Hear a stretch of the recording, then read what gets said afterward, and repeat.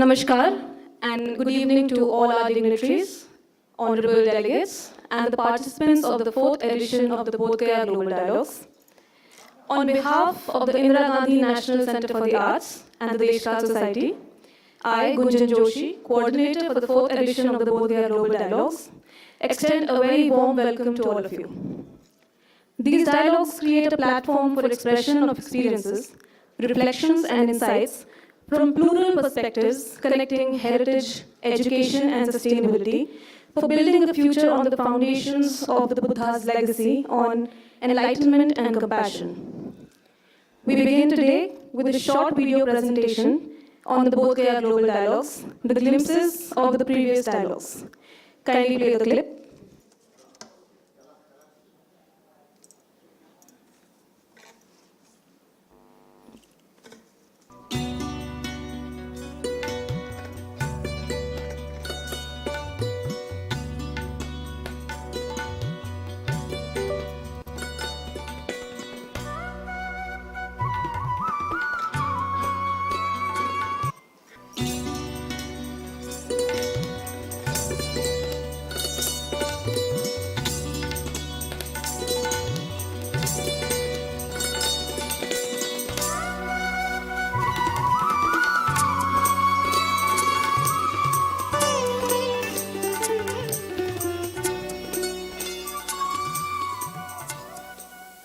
We begin this journey, which has had a long consultative process and a very dynamic consultative process, which has led to this point. Let me invite Honorable Bhikshu Chavita. Please bless this occasion with Buddhist chants.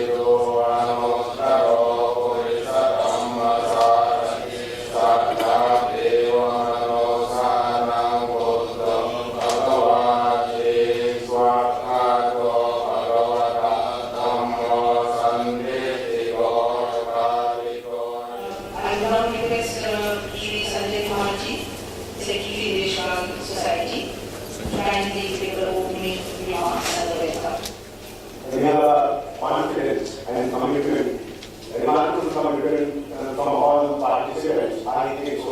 This is an intellectual action on the basis of this and going it towards the formulation and now reaching the global dialogues. It is a great privilege that we have received moral and intellectual support and cooperation from all of our traditional delegates who are present here today. We are extremely grateful for the gracious presence of Dr. Shekhar, author and former governor of Chhattisgarh, Sri Ramabhadan Rai, as fondly called Rai Sahab, President Indira Gandhi Center for Arts, and Professor Frederick Asher, joining us from University of Minnesota. As for the context, in fact, when we have developed the methodology of the context, we have shared the theme to the understanding of the dialogue. What we will communicate in the proper way, and then we will finalize to better we to communicate in opening remarks. We will better I can say it is in the context of dialogue.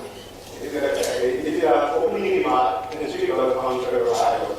The activity says by inquiring into the depth of the dimensions of the issues and the consideration will generate scholarship on the subject from the point of creating a fellowship of intellectual academician and development practitioner.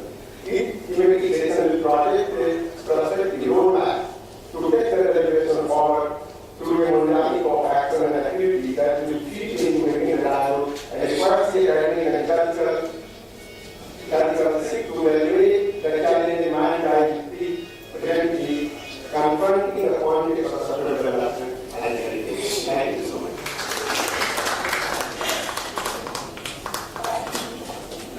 I would like to invite Professor Frederick Asher, Professor, University of Minnesota, USA, to to kindly give us the keynote address. For the audience who is here, as an introduction to the history of the Mahabodhi Temple, which is the sole designated portion in the World Heritage designation. It is not, alas, the rest of the Bodhi Temple. And so, I will at least briefly present the historical context of the Bodh Gaya site and its tangible heritage. But that heritage is so diverse and so complex that I can only touch on it and, at the same time, feel compelled to address the present, not just the past, which, like all presents, is shaped by the past. And similarly, I think we cannot view the past, even the material past, without recognizing the ways in which the past is currently used or might effectively be used. So I am very much in sympathy with and feeling for the goals of traditional society. If in the 3rd century BCE, the date of the earliest remains of the place we now call Bodh Gaya, the builders of monuments accurately identified the very spot where Siddhartha achieved enlightenment and became the Buddha. Then we need to ask why the Bodhisattva chose this location.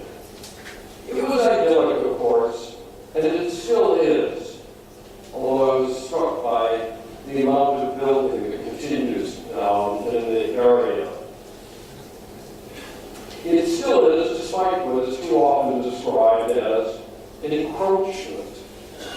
With the Bulgu flowing nearby, though dry today, we can imagine a tirtha, a ford, a spiritual crossing appropriate to the Bodhisattva's crossing to Buddhahood. It is the sort of place where the gods like to sport, and so appropriate to one who has achieved a sort of divinity. It was doubtless a garden, one with many lovely trees, but one in particular. Why the need for pilgrimage to Bodh Gaya? I would suggest that funerary rites were a significant part of the reason, something that Bodh Gaya shares in common with Bodh Gaya, with Gaya rather, where Shraddha rites have long been performed.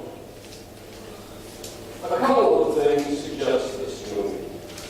One is a Chinese inscription at Bodh Gaya that records the erection of the stupa by the monk Wei Wen in memory of the deceased Song Dynasty Emperor Taizong, and the patron of the 1477 replica of the Mahabodhi Temple at Wat Che Pyo in Chiang Mai, Thailand, King Tilokara had his ashes put in place in a shrine at the temple.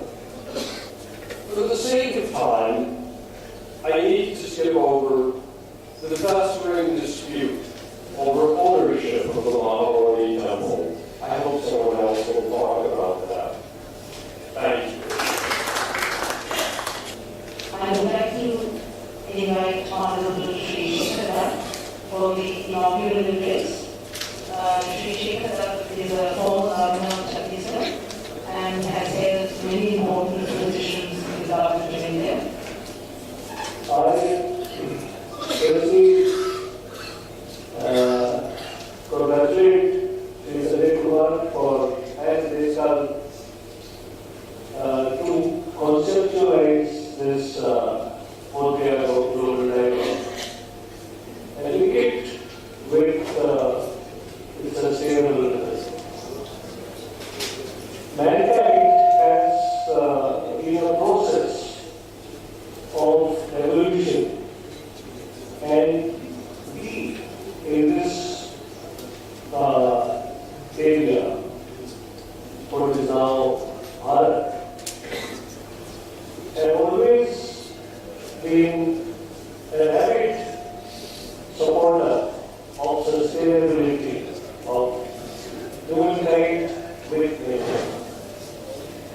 fact, most of our cultures start and end with mention to Shanti, and in this we always also include Manasvataya Shanti and everything. So our nature, every aspect of what God has given us is part of our spirituality and of our society. So this dialogue is extremely interesting and perhaps well conceived, because also it will channelize people's mind towards this very and learning.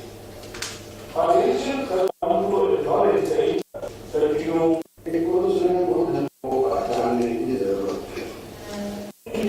journalist, and we are honored to have you with us. कुछ साल पहले मेरे मित्र ने एक लेख लिखा, उसका शीर्षक था बिहार को अपने आत्मगौरव को पहचानने की जरूरत है। और मुझे लगता है कि ये संवाद नए सिरे से बिहार को उसकी पहचान कराने का भी एक जरिया है। 6वीं शताब्दी को ईसा पूर्व एक पुरुष ने बुद्ध नाम का धारण किया। जब मैं ये कहता हूँ कि एक पुरुष ने बुद्ध नाम धारण किया, तो इसका मतलब यह है कि माता महामाया और पिता सुधोधन ने तो उन्हें सिद्धार्थ नाम दिया था। गया में सिद्धार्थ से बने गौतम को बुद्ध की महिमा दी। बुद्ध का आविर्भाव बोध से होता है और माता के गर्भ से नहीं होता। कोई माँ अपने बेटे को बुद्ध नहीं बना सकती। बुद्ध तो बोध विकास पर आविर्भाव हो गया तभी कोई बुद्ध बनता है। इसलिए बुद्ध पुरुष का होना अति दुर्लभ है। और अब तक केवल एक पुरुष ने पूर्ण बुद्धत्व को प्राप्त किया, वे थे सिद्धार्थ गौतम। इतिहास का यह सबसे बड़ा नाम है। उस गौतम बुद्ध को जानने की जरूरत है। और इसी मायने में मैं कहता हूँ कि बिहार को खुद को भी जानने की जरूरत है। यह धर्म तुम्हारा स्वभाव है, यह तुम्हारे भीतर बह रहा है, आमिष बह रहा है। इसे खोजने के लिए आकाश में आंखें उठाने की जरूरत नहीं है। इसे खोजने के लिए भीतर जरा सी तलाश करने की जरूरत है। और यही बुद्ध की अपूर्व क्रांति थी। ऐसा पहले कभी नहीं हुआ था। बुद्ध मील के पत्थर हैं। मनुष्य जात के इतिहास में संत को बहुत थोड़े, मील के पत्थर बहुत थोड़े लोग होते हैं। मेरी नजर में महावीर भी मील के पत्थर नहीं है, क्योंकि महावीर ने जो कहा वह 23 तीर्थंकर महावीर राष्ट्र थे।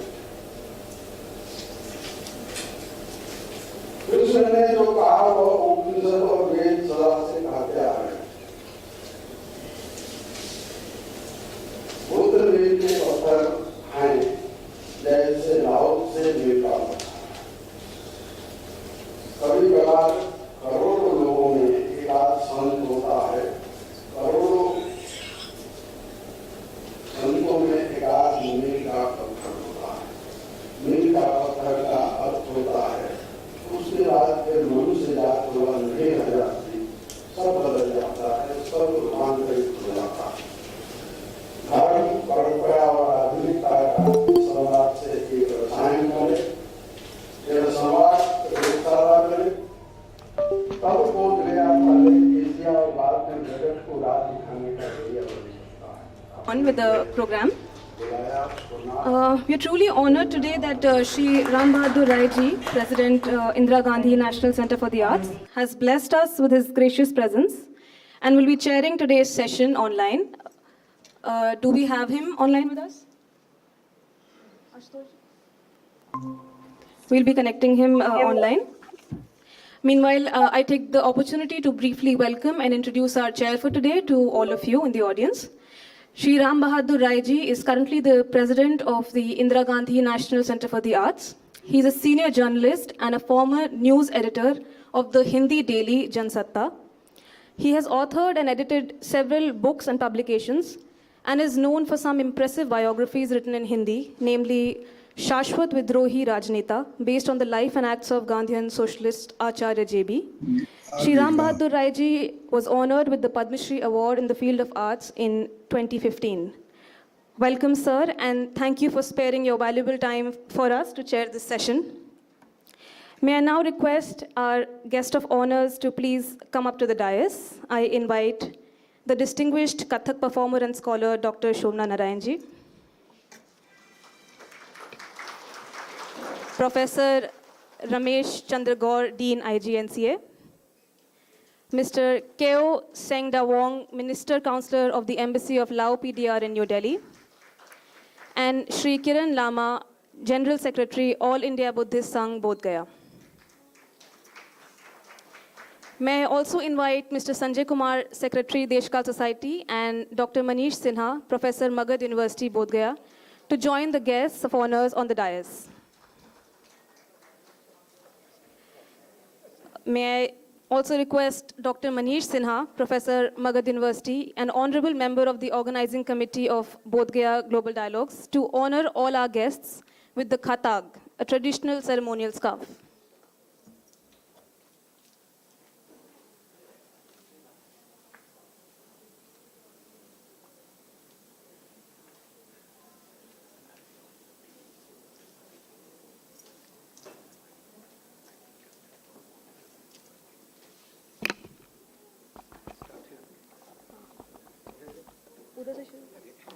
Mr. Sanjay Kumar.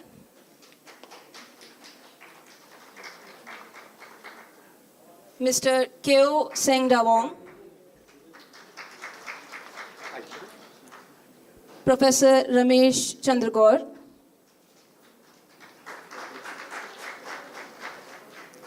Dr. Shobna Narayan.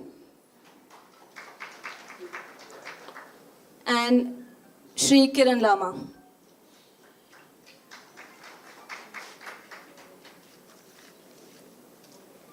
I request Sanjay ji to honor Manish Sinha ji with the khatag.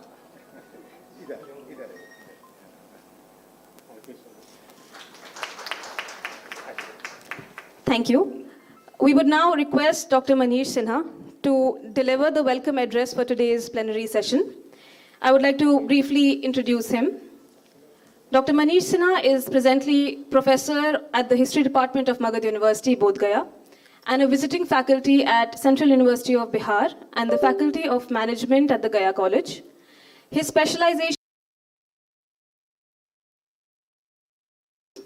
he has been published in more than 30 peer-reviewed national and international journals and books, and he is also the honorable member of the organizing committee of the Bodh Gaya Global Dialogues. May I request you, sir, to deliver the welcome speech.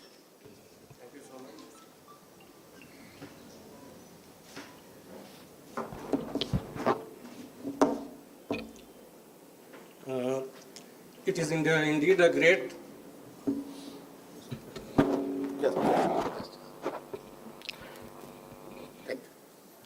It is indeed a great privilege for me to be associated with Deshkal, and great honor has been bestowed upon me for welcoming you all to this fourth Bodh Gaya Global Dialogues. I welcome you all to this land of enlightenment, the enlightenment which has been the foundation and inspiration of the Indian civilization as it has shaped through the ages. Having been born and brought up at Gaya, and now teaching history at Magan City, Bodh Gaya, for the last 26 years, Bodh Gaya has been an intrinsic part of my growing up. I still cherish those childhood picnics which my father used to bring us to Bodh Gaya, and with friends coming over to Bodh Gaya, eating thupkas at the Tibetan eateries, which used to mushroom up during the winter season. And we grew up with the belief that whenever His Holiness the 14th Dalai Lama visited Bodh Gaya, he used to bring along the rains, the auspicious rains. So those sights, those experiences are still with me, and I have grown up with those experiences. I have witnessed the transformation of Bodh Gaya. Of course, I'm not that old, but definitely coming to work from Gaya to Bodh Gaya, and every day I have seen how this land of enlightenment, it has been transformed from a nondescript Mufassil town to a World Heritage Site. Much has changed over the several decades, what has happened at Bodh Gaya. Now, when we talk about Bodh Gaya has got a multifaceted history.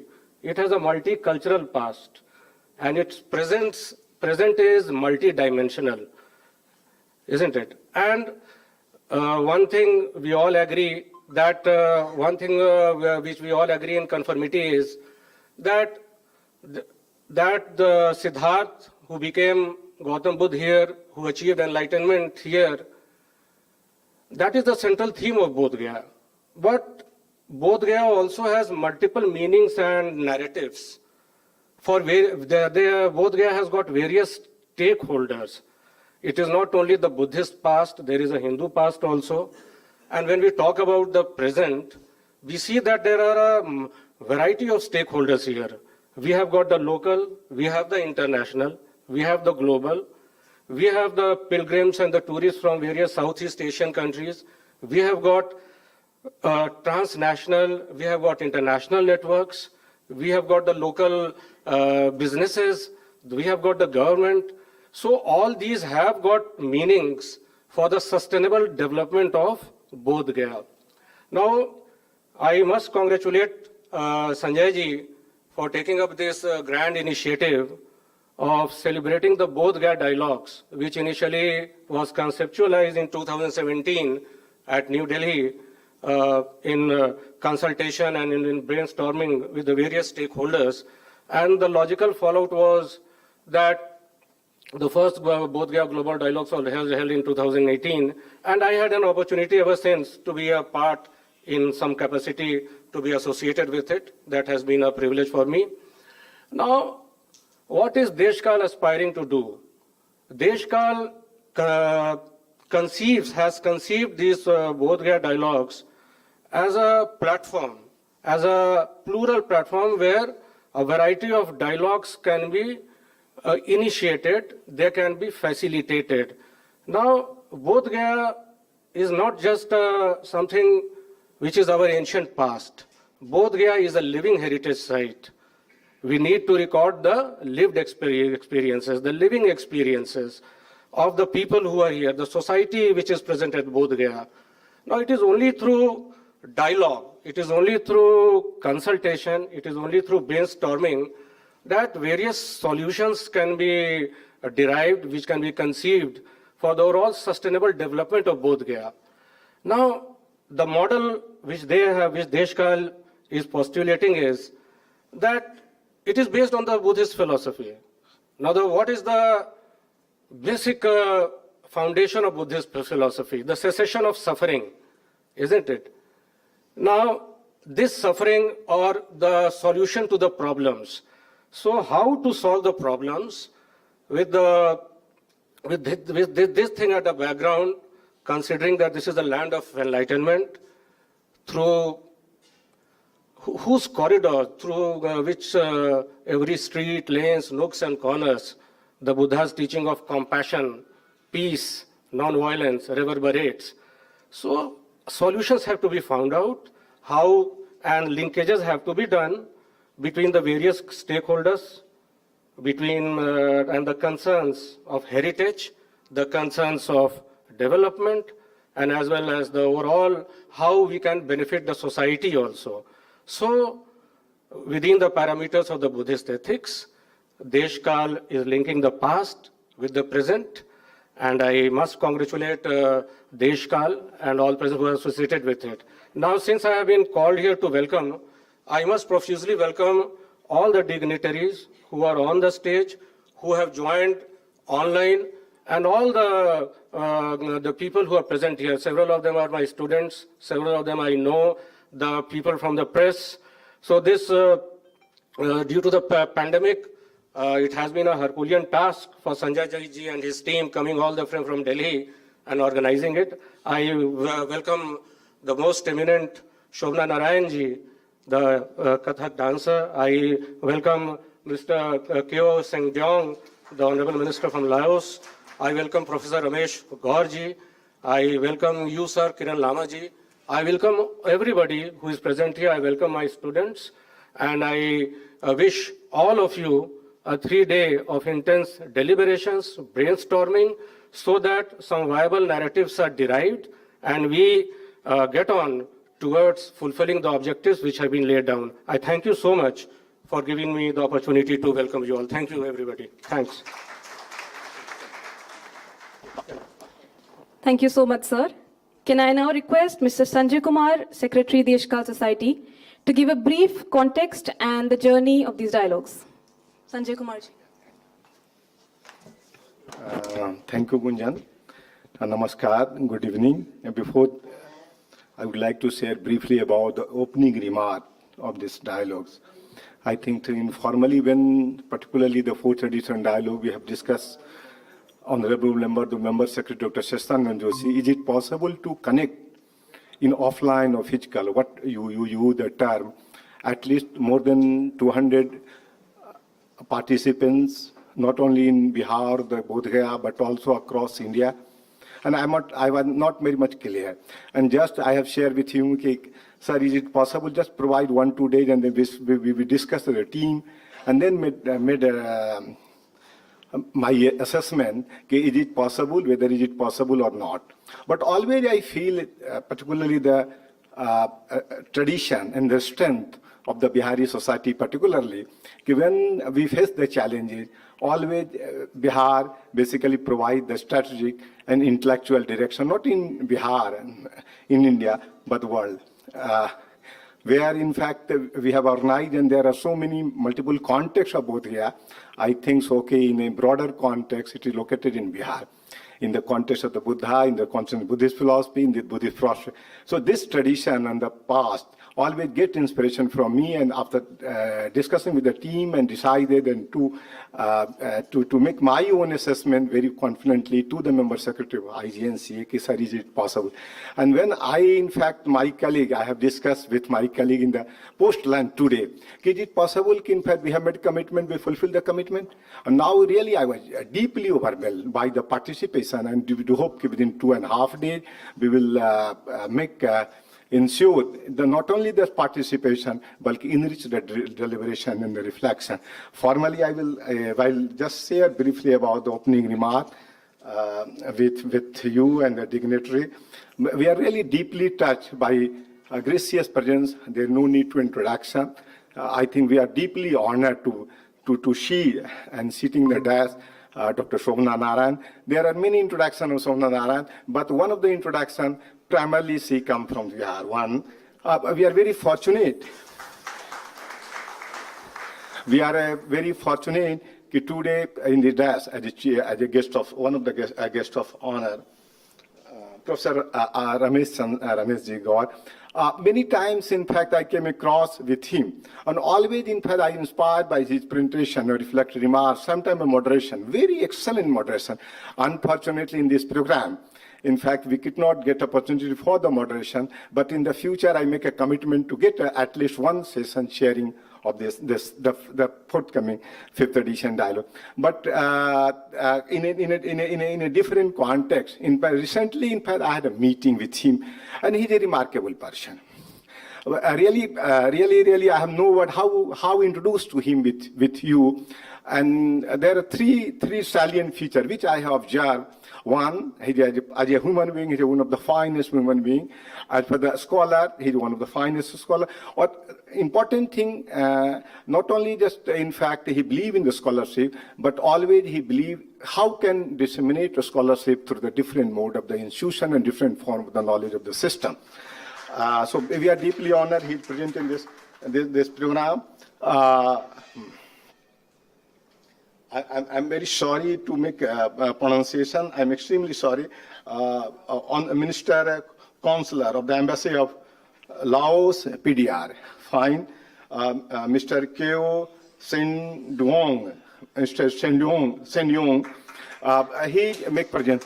But in the context, in fact, when overview through the website of the society, just to look at the report, first edition, second edition, and third edition, why in fact my report connected with this country, always I think so in the feel and understand in South Asia, basically directly connected with Bodhya and vice versa. Not now, but I think so you go back to 2,500 back.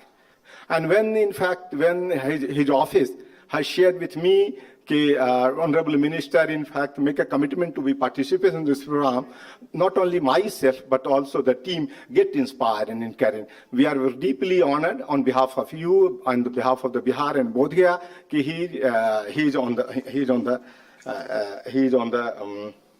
dash. In a recent days, I think so many times, in fact, I got the opportunity to introduce Mr. Kiran Lamaji. And just one line, I think so in August audience, there is no need to introduce to them. एक तरह से ये सूरज को दीपक दिखाना होगा, लेकिन एक बात मैं इनके बारे में बराबर 3-4 मीटिंग में इधर मुझे अवसर मिला आपको इंट्रोड्यूस करने का, कि आप बोधिया को अगर समझना और जानना चाहते हैं तो आप Kiran Lamaji से मिले. और in a formal language, always introduced to him, he is the encyclopedia of Bodhya. Yes.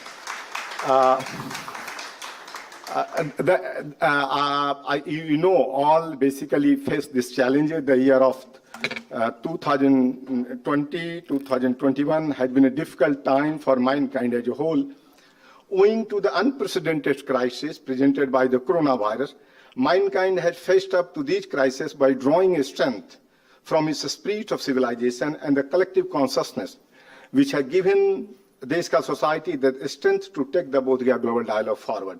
On behalf of Indira Gandhi National Center for the Arts in Deshkal society and the partner organization, we are privileged to thank the delegates and participants in Bodhgaya Global Dialogue 2020. The broad theme of the dialogue, heritage, culture, and enlightenment. I know it is too general, a very broad theme, but when you overview the program booklet, you get sense how can we conceptualize a specific theme under the broad umbrella on heritage, culture, and enlightenment. We are extremely grateful for the gracious presence. I think so. Already we have mentioned this para, so no need to share with them. We have all gathered here today for experiencing the unveiling the fourth edition of Bodhgaya Global Dialogue that create a platform for. Sorry, in fact, already Gunjan had indicated particularly what is the philosophy or the perspective of the dialogue. Gunjan, in fact, in the beginning, he has indicated very well, so no need to. What is the objective of the dialogue? In a very specific, immediate objective, I would like to take the opportunity to share with you the key purpose of the fourth edition dialogue, to create a ground for an institution and sustainable knowledge base through setting up, is it possible, a digital repository on heritage, culture, and Buddhism, Sanatan Dharma of Bodhgaya, and developing an adopted village into a model village, which was adopted by Deshkal Society in last week of December under the auspices of the Bodhi Kendra 1. The dialogue will also generate a meaningful and constructive deliberation on multiple themes of Buddhism and Bodhgaya, like heritage, culture, religion in public and policy domain. And the important one of the themes, or one of the objective, I think so, earlier in the context of Laos, I have shared with you, but formally, in fact, I am articulating and share with you, strengthen relationship and build sustainable network between Bodhgaya and Southeast Asian nations, with the glorious recall of the historical and contemporary relationship for safeguarding the heritage and securing sustainable development in this region. To delve in the crux of the dialogue I defined, it is a mosaic of parallel events through the 2.5 upcoming day, the 4th edition of the Bodhgaya Global Dialogue.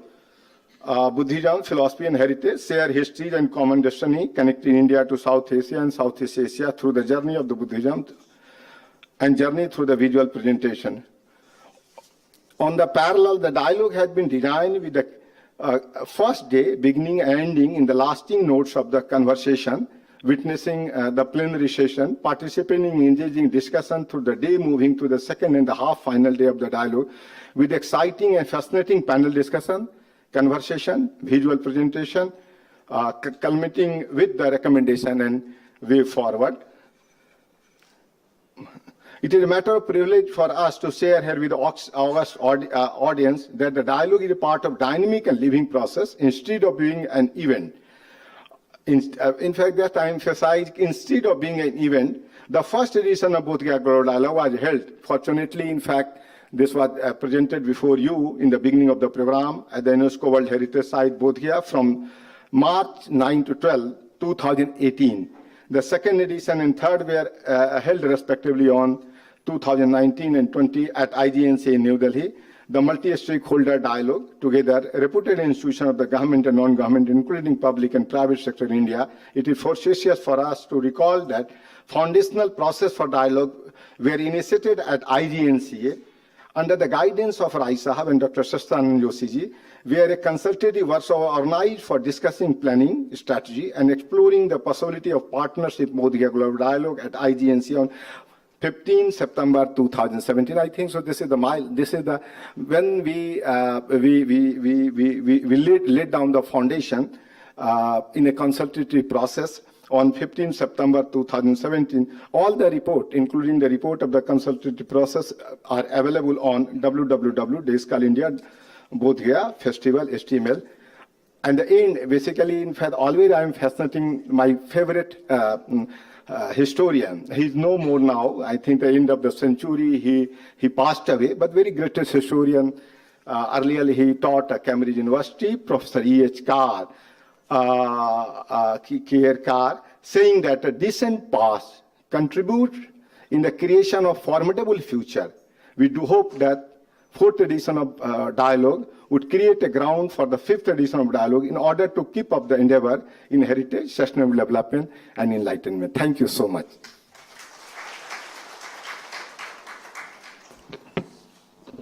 Thank you, sir. I would now request our guests of honor to say a few words on this occasion. We would like to begin with Dr. Shobna Narayanji.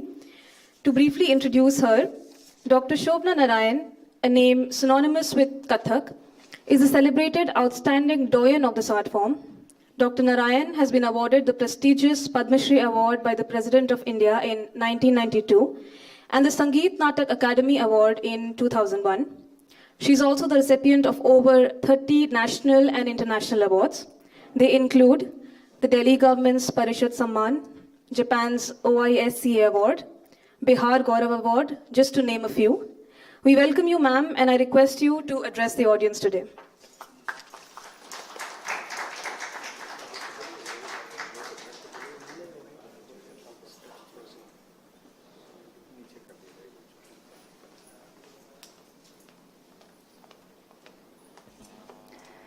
Namaskar. Good evening. First of all, at the outset, I would like to greet all respected members of the dais and to the Honorable Chair who's presiding over the function from Delhi, and to all members of the audience. Today, I'm extremely happy to be here for this 4th dialogue, the Buddhist dialogue, global dialogue. And I'd like to mention something about how I came to know Sanjay ji and why I'm here. Sanjay ji. I first met him a couple of decades ago, maybe 1.5 decades ago. And what brought us together and where I learned a lot was his sensitivity, his concern for humanity. It was on a group of people that we knew about but had not even thought about. And that is what impressed me about Sanjay ji. And many years later, then again I find him on a journey which is again extremely significant. What was the connection? Connect between that subject, the subject of the Musahar Jati, and the subject of the Buddhist global dialogue. One feature that struck me was sensitivity and concern. That was writ large, and that was the binding factor and the common LCM factor between the two. And that is something because today, all around us, all over the world, what do we see? We see lack of sensitivity, lack of concern, lack of humanity. And that is why we are going through that crisis of existentialism crisis, each and every human being, be it at the individual level or at a group level or at a other, we just multiply it and it goes on into other factors. So therefore, the importance of such a global dialogue, the importance of the messenger by the name of Gautam Siddharth and his message of sensitivity, of concern, of compassion, of the middle path. It reminds me, Dr. Manish Sinha talked about the multicultural aspect of Bodh Gaya. And it reminds me of one ancient Sanskrit saying, Chita yascha chinta yascha bindu matra vishishyate. Chita dahati nirjivanam, chinta dahati jivanam. And that is exactly what is happening. What is the difference between Chita and Chinta? Just a matter of a dot, but it speaks volumes. Chitta is consumed by the fire because it is a lifeless thing which a fire consumes it. But what does Chinta do? If we are unable to come to terms, unable to accept dukh, unable to accept how to overcome obstacles in our life and to face challenges, will be consumed by Chinta. And therefore, it is like the living, being burnt in the Agni, the pyre of immense worries, of Chinta. Now, here it is what the message of Buddhism is loud and clear. The message that we all have to first seek within ourselves. We have to actually think about the balance within ourselves so that we grow up into, develop ourselves into a healthy individual. When I say healthy individual, it is not only in terms of physical health, but more also in terms of mental and spiritual health. More in terms of humanity, humanitarianism, that health, where we are able to appreciate differences, where we are able to appreciate different points of views, where we are able to appreciate the fact that dukh is part of life. We have to overcome dukh. Mrityu is part of life. We have to accept mrityu. We have to accept, and that everything at the same time is fleeting. It's momentary. Sukh is momentary. That is just a maya. It's an illusion. What is it? It's actually your own inner journey. If you're at peace within yourself, you can find sukh in anything. Even in the smile of a child, even in the blooming of a flower, even in the soft gust of a wind, even in anything that you might see, even how it lights up. You can find sukh in any matter, but if we are actually allowing ourselves to get into the vortex of depression, then we ourselves are going down a spiral path which perhaps is not beneficial to not only our own existence, but to society at large.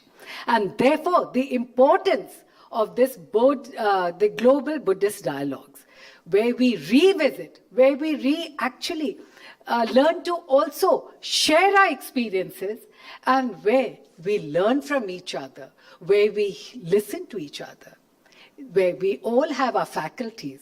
But how many of us utilize our faculties?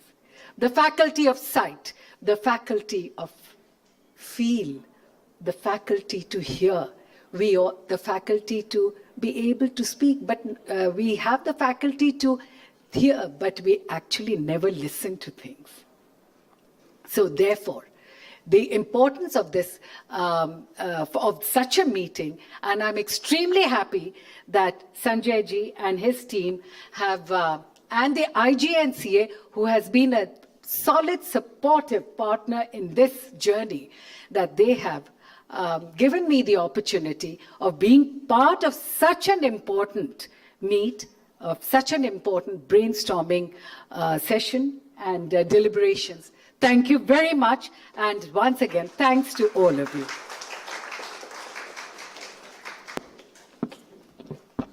Thank you so much, ma'am. May I now request Professor Ramesh Kaur, Dean IGNCA, to say a few words. To briefly introduce him, Professor Ramesh Kaur is presently the Dean and Director of Library and Information, as well as the Head of Kalanidhi Division at the Indira Gandhi National Center for the Arts. He is one of the senior-most faculty and official at IGNCA. Dr. Gaur is also responsible for the management and smooth running of various academic programs at IGNCA. The professional contributions of Professor Gaur have duly been acknowledged by various national and international professional bodies and organizations in the form of the numerous awards and honors that he has received. We welcome you, sir, and I request you to address the audience on today's occasion.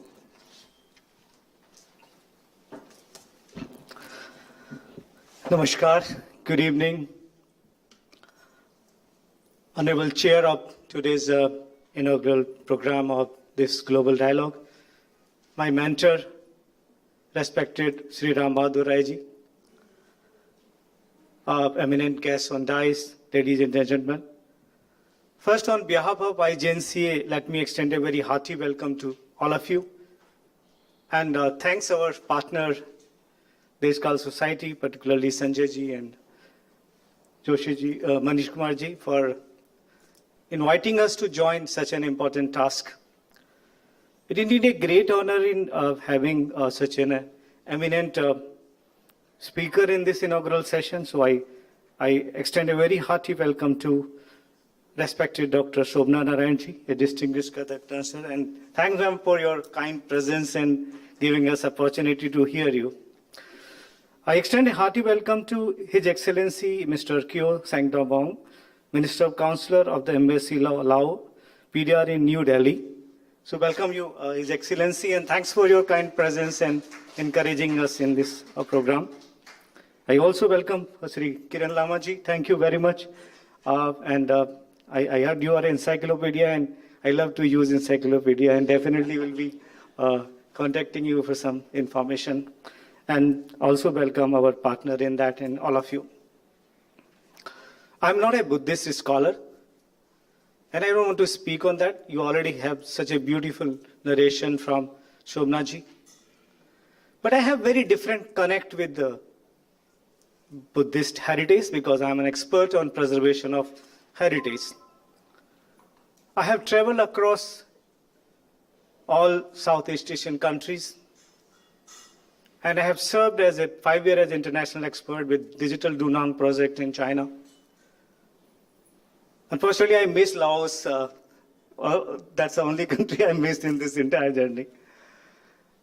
So my experience, and in UNESCO, I'm a member of International Advisory Committee on UNESCO Memory of the World Program, which is responsible for preservation of documentary heritage all over the world. We have global dialogue. We may have various kind of academic program, like in IGNCA, we have as a dean, I'm responsible for 9 PG diploma courses, and one of the PG diploma courses on Buddhist studies, and of course this certificate course with this called society is also there. But my overall experience with that, just education and training is not enough. I know 3 words: preservation, promotion, dissemination. If you go to our younger generation, maybe here, who are sitting here, across the world, not I'm talking about India, they hardly know all about Buddhism. And even the countries where Buddhism is preached and very, very popular, the young generation is still not very well aware of the great Buddhist heritage of this country. Why it is so? Because we have not used these 3 words in a right context. We are in an age of technology. And still you will not find any interesting portal or a database or a kind of visualization using virtual reality, augmented reality, or immersive technology, where people can feel about Sarnath, people can feel about Bodh Gaya, people can see what all is in Rajgiri or in Kushinagar. They don't know anything about it. We have never done any such efforts in virtualization of these. We are in, because new generation is coming with mobile and laptop and iPad. Until unless you educate them, until unless you give them, I will give a big difference. I have been in Ajanta, our own caves, and I've been in digital Dunam. What is the difference? Tell me, we have digitized few images, but where is the database? But when I was invited by China on this project, for 5 years I was there as an international expert, they were so particular about digitizing and creating a portal which anybody can see those caves and images. We have bigger sculptures, more important, like, because the word digital Dunang, I believe it is a replica of Ajanta. It is not something, definitely, I'm not a historian, but I believe that this may be after that. So the way they have an importance of digitization, I think we are lacking that. Similarly, when we talk about all these sites, we feel very pride in, and we should, that Buddhism traveled from India to rest of the world. But that statement is not enough. We really need to have kind of connect, which people all over the world can understand, can know, with evidences, with images, because everybody cannot come to Sarnath, everybody cannot come to Bodh Gaya or different places. Nobody can afford. It's a something expensive journey all over the world. So the first thing which I feel what we are lacking and we should do is that we should create the important virtualization program and digitize all those things and put it, and maybe a kind of collaborative efforts in terms of universities, or I'm not talking about creating a separate institution or a program. It is only about, like in USA, what is the model? Most of the university have certain project, digital heritage project, and they focus on certain areas for digitization and virtualization. We have IITs, we have IIITs, so many good technological institutions. But I have only come across a single example in entire IIT system is that IIT Jodhpur, Professor Shantanu Chaudhary is doing some work in IIT. Delhi has done in virtualization of Hampi sites. But I have not come across anything on Buddhist sites. So that's the one thing, like when we discuss in this global dialogue, we should come with a concrete plan that it is important that to educate our young generation, we need some good databases, we need good virtual museums, we need virtualization of these images, that somebody can feel it, somebody can know more about it. Like how technology can help you. Give an example of this virtualization on Hampi site, what they have done. It is not just creating a virtual image, but also taking us to in that era. Like when you enter in that virtual image of Hampi, you will feel the priests are doing the worship in the dresses which were used in that particular ancient time. The kind of, like when you are walking through in this 3D image, you are feeling that you are in that era. Similarly, surrounding the Hampi, they have created some huts or some kind of virtualization. You will give a feel of a city. That is the importance of technology. A painting may be destroyed. Conservator can just restore to a limited extent. But a digital restorer can restore it as it is, whatever image it was. Because technology helps in that creation. Only what you need, you need the any image of that particular. The same image can be replicated or recreated. So please, that's the one point which I want to put it here to all of you, that please discuss and come out with strong recommendation. And not just, Sanjay ji, it's not about discussion. You have fourth or fifth, whatever. What is the output? What are the result of these dialogues, what we are doing? What action we have taken up in creating awareness among the mindset of the bureaucrats or the policymaker to come out with a concrete plan to do something. All these seminars, conferences, or all these things are important to come out with some kind of policy or plan, but the most important thing, how to take it forward with respective state government or central government, until you convince. And one area which we have not explored in terms of having a partnership with our private sector in terms of CSR, or there are enough opportunity which I have seen all over the world. Like UGC is giving so many projects, DST is giving, DSIR is giving, so many agencies are giving. Why can't be a project on virtualization of a site in Bodh Gaya or in Sarnath? Research is research and project is a project, and those kind of grant can be utilized for creation of these kind of things. We are, at least art, because this is important for passing this philosophy, Buddhist philosophy, to the future generation. Because if we don't do it, we will not able to survive. We will not able to take it forward. So that's the preservation is a very important component. Second comes the promotion and dissemination. Like we have been talking about different corridors. Most of the important sites, Buddhist sites, are in Bihar and Uttar Pradesh.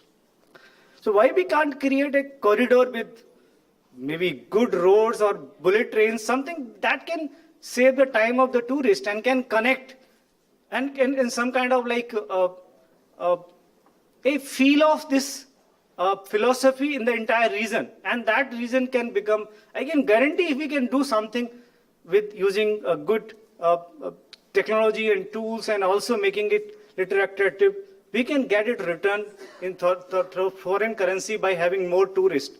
Because people love to see some good places, and good places, whatever situation we have, like we cannot restore the old Nalanda University or many things. But whatever it is there, if we can make it more attractive and can have some better planning with the help of Ministry of Tourism. Because I remember one day I was in some meeting somewhere in Ministry of Tourism. So I was told that they have money to, but they don't see good projects to support such proposals. So why we should just depend upon the government only to do everything? Why the institutions and organizations can come and take a lead and collaborate and work together? There are certain areas where we can work together, and we can definitely see a result on that. Unfortunately, at least in my lifetime, I have seen that our schools, our colleges are totally ignorant about Buddhism. I've never seen any like in school time, I hardly see any program where we are organizing any program related to Buddhism or on Buddha. Very, very, at least in my school and colleges, I have never seen it. So there's a lack of, like, young minds need to be given understanding and the kind of information about our, and Buddha is such an important, in particularly in present context of conflicts or various kind of distress and all those things, it is so relevant. So why we can't think of, now we have a new education policy, so we should really come out with certain kind of, like government is talking about art integrated learning. Now how this art integrated learning can be implemented? Art integrated learning can only be implemented once we have some enough material, storytelling sessions or some kind of multimedias. They may not like to read the textbook, because the young minds are always attracted toward visuals. So why can't we think of creating like some kind of animations or storytelling session? So that way we can educate them about our the philosophy of Buddha and what about his lifetime. So I think this is required, because we have to start from the scratch or from the very, very childhood learning or all those things. I'm sure there's a lot of discussion in this global dialogue, and we are in an inaugural session. I understand the importance of the time. I definitely want to tell you that no initiative is possible until unless we connect to the masses. जो हम कहते हैं ना, जनमानस को अगर आप साथ नहीं लाएंगे तो कुछ नहीं होने वाला. Just last week I have taken over as additional charge director of National School of Drama, and the same thing I am talking about that कि जो हमारी जो पुरानी नाट्य परंपराएं, हमारा जो हम जो स्वांग बोलते थे या नौटंकियां, वो सब उन परंपराओं का सबसे बड़ा एडवांटेज क्या था? वो जनमानस से जुड़ी हुई थी. तो किसी भी परंपरा को अगर हमें जिंदा रखना है तो जनमानस से जोड़ना पड़ेगा, और अगर हमें बुद्धिस्ट फिलोसफी को जिंदा रखना है तो इसको भी जनमानस से जोड़ना पड़ेगा. It's not matter of just religion, it is more than that. वो हमें समझना पड़ेगा कि जो बुद्ध की जो फिलोसफी है वो कितनी इंपॉर्टेंट. हम सब बात करते हैं लेकिन वास्तव में उसको इंप्लीमेंट करने का टाइम है. So with these words, I thanks all of you for your patience hearing. Thank you very much. Namaskar.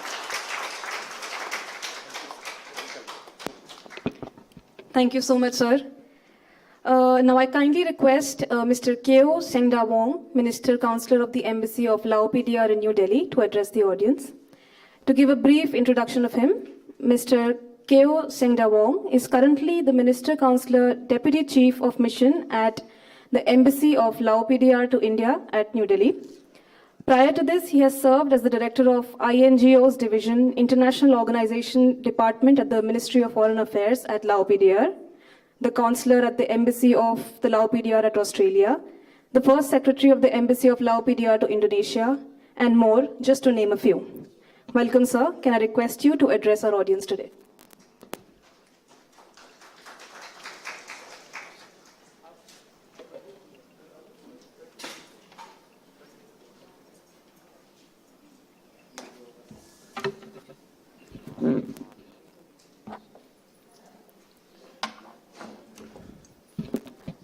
Good morning, good afternoon, or distinguished guests of honor. First of all, let me by thanking you, Indira Gandhi Center for the Art and Decor Society for inviting me to this special event and for the generous hospitality extended to me.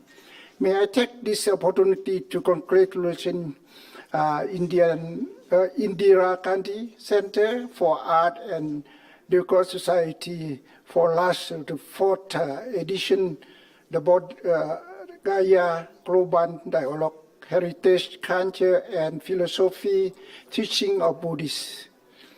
At need of the fourth edition of the Gaya Global Dialogue exchange view, share experience, and bring together of multiple heritage art architecture, culture, and philosophy of teaching of Buddha or Buddhist under one platform of the benefit of all. This dialogue will be 5 ways how to strengthen and keep heritage transmissible and intractable art, architecture, culture, and philosophy and teaching of Buddhism between the India and other countries, and strengthening of the philosophy and teaching of Buddhist philosophy for the new generation in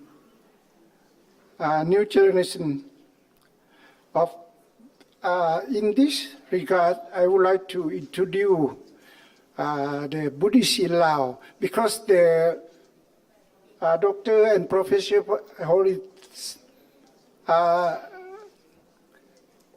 talking about how important the Bokaya link to another Buddhist in the Southeast Asia and in the world. And this is my first time in Bokaya here. That's why I would like to introduce about the Buddhists in Laos to you. Buddhists had long been in strong force in Laos culture and remain a mature influence in every day of life in Laos. Every village, each ethnic Lao village had its own temple or wat. We call wat is temple. In fact, in here, Bokaya, we have 2 Lao temple, Buddhist temple here and which is the local point for the village festival and ritual, and has traditionally had a guest house for monastery and school. Buddhist images are set up for the praying, and every house, every office, every shop, they have the Buddhist image to hang on the house for praying. That's in Laos. And in Laos is the Theravada Buddhist. What interior is, we have the Pathat Luang that is built in the 13th century and early the 14th century. Mahayana Buddhists may have been introduced in the 8th or 10th century, but didn't take hold long enough to have lasting effect. The Theravada Buddhist was given big bush with the King Phangum, the monarch who unified Laos and created the first Lao kingdom in the 14th century. He converted to his kingdom, which used to follow enemies and Buddhists. In Laos, we have 66% of Theravada Buddhists, and also the rest is enemies. And also we have the 2% of Hindu, Islam, and Christianity in Laos. That is a Buddhist. Of course, as you know that Bokaya here is linked to the Buddhist whole the world, like the doctor and professor said. I think that's very important that we have to, this dialogue, how we can exchange the view and to promote our heritage, the culture for the Buddhists. And in order to promote the Buddhist study, I think that I should have more fund or scholarship promote to monks to come to study in India. In the past, we have also Lao monks who come and study here by their own fund, and some of them they get scholarship from the government of India. Lastly, I would like to wish the Indira Gandhi Center for the Art and Discount Society all the best and successful achievement of this dialogue. Thank you.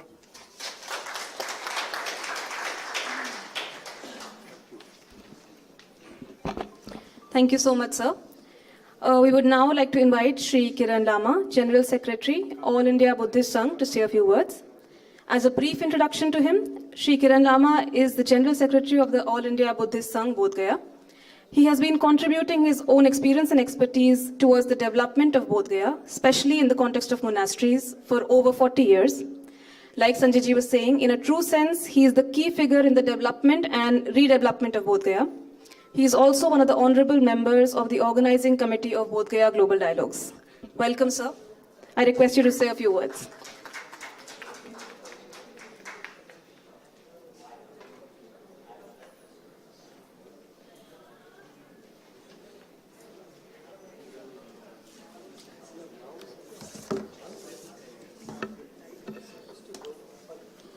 Good evening, everybody.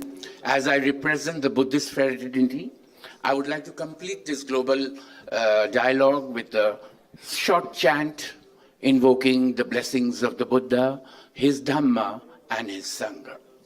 I had seen two monks sitting here, but they are not here now. Otherwise, I would have asked them to recite some sutras.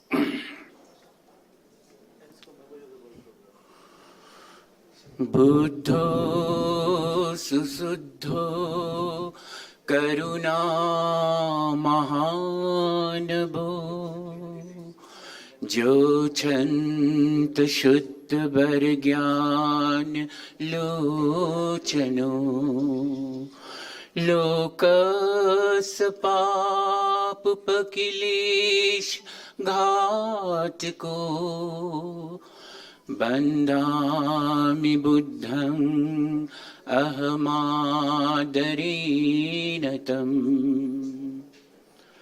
Buddham sharanam gacchami Dhammam sharanam gacchami Sangham sharanam gacchami.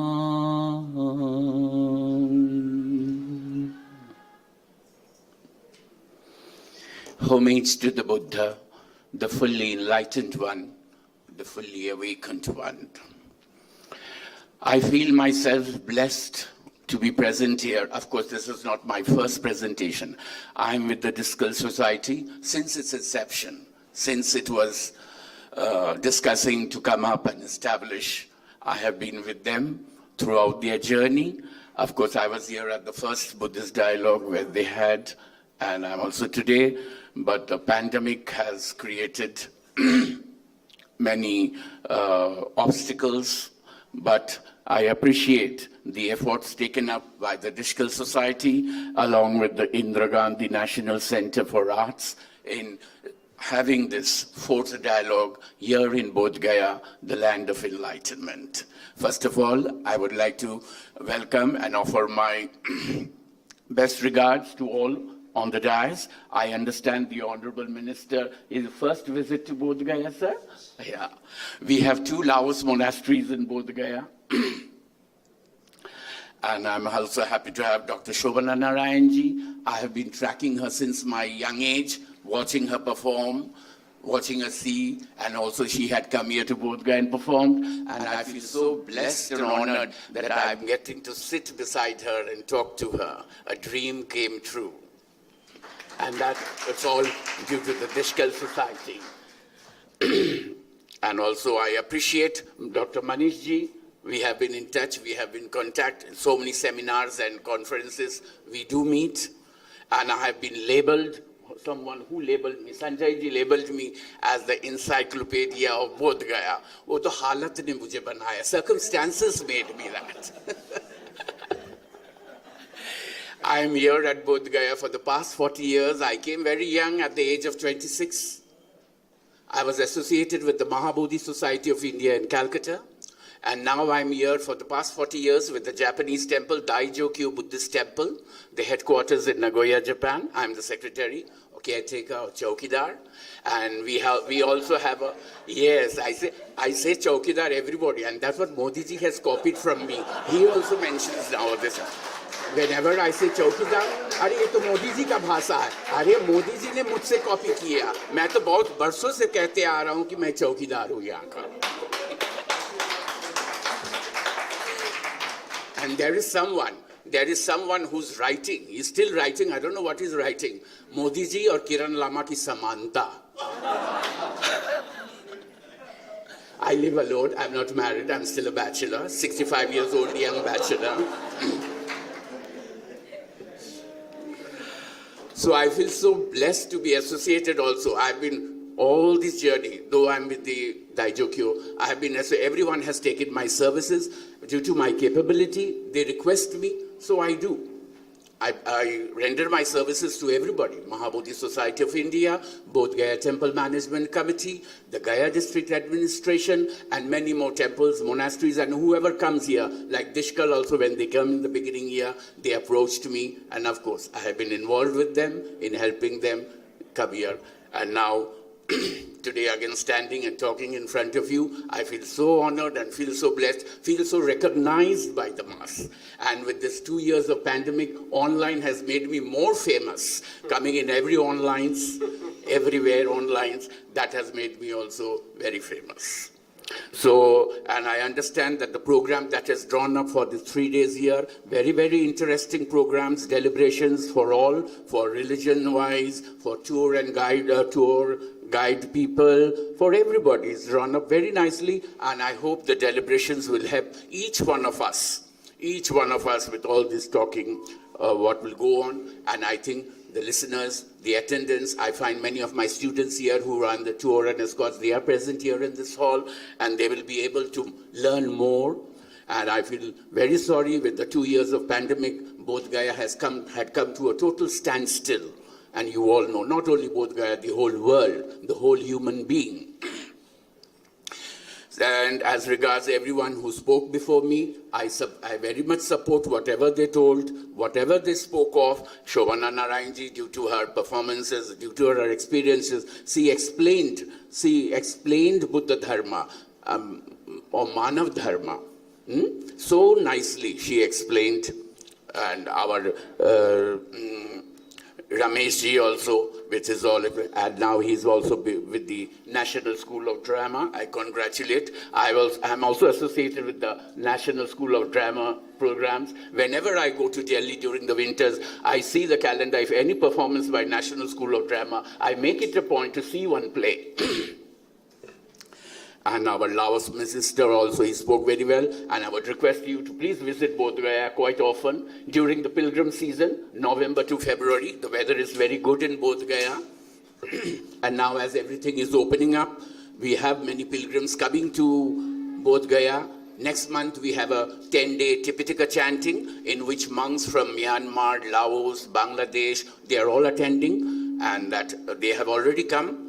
In Delhi, from the 22nd, they did one program in Delhi. Then they went to Sankasya. Tomorrow, I think, on the 30th, they're in Kushinagar. That way, they're coming. And they'll be arriving here on the 5th of April and having a 10-day Tipitaka chanting under the Bodhi tree. Usually, it is held in December 2nd to 12th. But due to this 2 years of closure, they put an effort. So why don't we come at this time and do something and pray for world peace and see that the world gets back to normalcy? And also, I appreciate with this global dialogue that has been conducted here, it will be very appreciable and useful for everybody. As Buddhism really not a religion, it's a way of life. Buddha showed us a way, such a beautiful way. If we all human beings follow it, follow his path, our world will become a really beautiful place to live in. His Holiness the Dalai Lama also, though he represents the Baha'i Buddhism, you may notice in his talks, he never talks of representing Buddhism. He refers himself, introduces himself as a human being, simple human being, talking of the simple human way of life that is taught by, that has been taught by Buddha. And he asks us all to follow that way peacefully. And he's so humble, and he's here now for the past, now he's 92 years old. Everyone here in Bodh Gaya are looking forward for his next visit. I don't know whether His Holiness would make an effort to come to Bodh Gaya, but he should come Bodh Gaya, because as Manish ji told in his speech, those days when November, December, January would come, His Holiness Dalai Lama would be in Bodh Gaya. There would be so many Tibetan shops coming, and it would be really interesting and outing for the Gaya people to come down to Bodh Gaya and spend few time. Otherwise, when I also came first in Bodh Gaya, it was totally a sleepy village. I come from Calcutta. I was born and brought up in Calcutta. I am a Nepali by nationality. And when I also came here, everyone thought, when I was decided to come here to Bodh Gaya and stay and work for the Daijokyo Buddhist temple, what are you going there for? What are you going there? There's nothing there. You will not get movies. You will not get art theaters there. You will not get any kind of excursion there. But today, 40 years I have completed. I have got more than what I wanted. I'm fully content.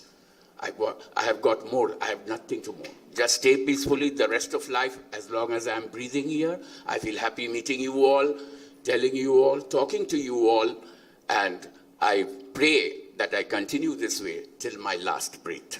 And congratulating the Dishkal Society and all of you assembled here to please enjoy this deliberations here, which has been arranged here for 3 days, and I welcome you all and support all your efforts. And now, as Dishkal Society has also established themselves here in Bodh Gaya, they are with so many activities, which is very appreciable. And indeed, it is not only for, it is Buddhism, but they are working as a human being, taking care of all the human beings. So I appreciate and I congratulate one and all everybody to have a good deliberation, have a peaceful stay, enjoy your stay, visit the Mahabodhi temple, visit our 80 feet Buddha statue. Buddha lived for 80 years. That is why the Japanese people built this 80 feet Buddha, which is from the lotus. And this statue is unique because it is built of several pieces of stones, not one stone. The sandstones that came from Chinar. The sculptors and the artists came from Chunar Mirzapur, which was designed by the Japanese, but we got it remodeled by the principal from the Mahabalipuram Principal Art College, Ganpati Satpatiji. He remodeled the face, universal face. Otherwise, it was the Asian look, the Japanese look. So he made it into a universal look. And it's very pleasing. Now, whoever comes, visits to Bodh Gaya, they visit first the 80 feet Buddha statue, then they go to the Mahabodhi temple. So, both, we are all here today due to the Mahabodhi temple, the Bodhi tree here. People from all the world, not only Buddhist countries, people from all over the world have started. I have seen Bodh Gaya change, transform. Today, it's so crowded. Those days, communication was so difficult, so difficult. We used to stay in no man's land. We would get newspapers, 10, 20 days newspapers at one time. What would happen in that side? We would get news only after 2 days. But now with internet and everything, within a second we get, and we feel blessed. And our young generation, they're very much used to all this and never misuse. I advise them not to misuse these things. These are very useful. Please use them as they are supposed to be used. With these words, I thank you and congratulate the Dishkal Society, the Indira Gandhi Arts Center, and all of you present here. Thank you. Thank you so much, sir. We are truly honored to have all of you with us today. Thank you for sharing all your reflections and remarks with us. I have been notified that we have received an honorable guest amongst us. We would like to welcome Honorable Chairman Zilla Parishad of Gaya, Srimati Naina Kumari ji. Thank you for joining us, ma'am. And can I request Mr. Sanjay Kumar to honor her with the khatak?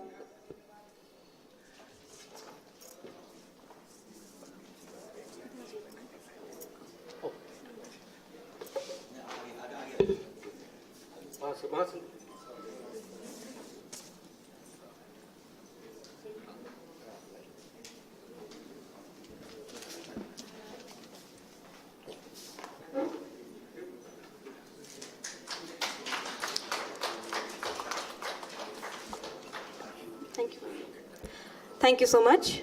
Moving on, we would now take the opportunity to share with all of you a short presentation of the glimpses of the model village that is adopted by the Deshkal Society at Bodh Gaya.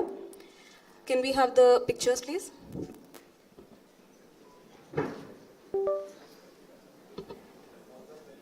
While the pictures are being shared, I will give you a very brief about it. Through this initiative in sewing and embroidery by the group of women of the model village, the Deshkal Society aims to work in the sector of development, culture, education, and sustainability.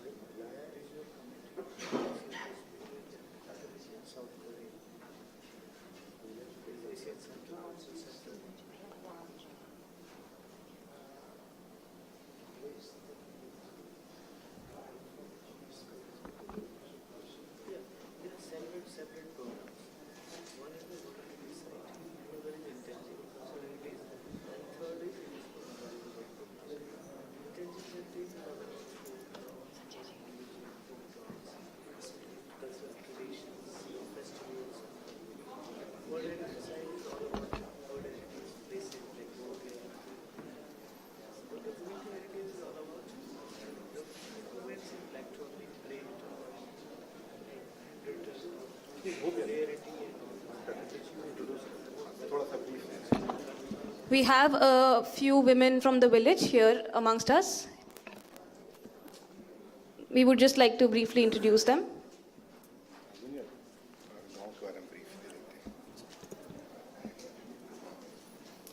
ये एक जो आपने तस्वीरें देखी हैं वो मूलतः एक गांव की तस्वीर है, लेकिन मोटे तौर पर एक बिहार की भी तस्वीर है। और बार बार जब बुद्ध के दर्शन और ज्ञान की बात होती है तो आप सबों को और मुझे भी ये लगता है कि जो कोर फिलॉसफी है बुद्ध का, जो 4 नोबल ट्रुथ कहते हैं, और मूलतः सफरिंग से शुरू होता है और एक मिडिल पाथ से कैसे उस सफरिंग को हम मिटिगेट करें, ये जो इंस्पिरेशन और जो इनकरेजमेंट मिलता है, इसी समझ के साथ हम लोगों ने इसी पिछले साल उन्होंने एक बोधि केंद्र बोध गया में स्थापित किया, और जिसके पीछे बार बार राय साहब का जिक्र आता है, उनकी प्रेरणा रही है।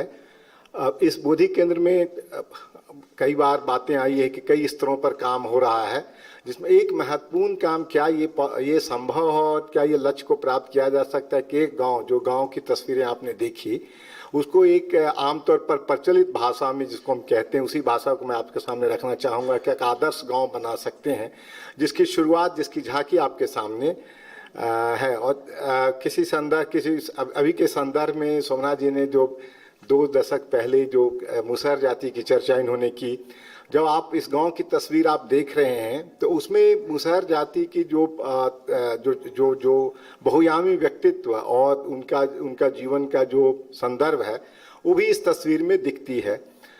मैं केवल बताना ये चाहता हूं कि दक्षिण एशिया का जो ह्यूमन डेवलपमेंट इंडेक्स है, आमतौर पर हम कहते हैं कि उस इंडेक्स में जो एडुकेशन, हेल्थ और इनकम का इंडेक्स है, ह्यूमन डेवलपमेंट इंडेक्स बनता है, उसके सबसे लोएस्ट स्टेटा पर ये जाती हैं। और इसीलिए चुनौती हमने ली कि जो बुद्धा की कोर फिलॉसफी है, जो सफरिंग 4 नोबल ट्रुथ की बात है, जिसके बारे में कल डॉक्टर जय वर्मा जी के प्रोफेसर आपसे चर्चा भी करेंगे, कि एक उसको जो फिलॉसफी है उसको प्रैक्टिस में, जो फिलॉसफी है उसको इम्प्लीमेंट करके हम क्या कितना ज़मीन पर उतार सकते हैं और उसके जो अनुभव है उससे बिहार, देश और दुनिया में कितना साझा कर सकते हैं। तो इस पूरे प्रयास में 2 बातें मैं केवल जोड़ना चाहूँगा। एक कि उस गांव की जो महिलाएं हैं और ख़ास करके जो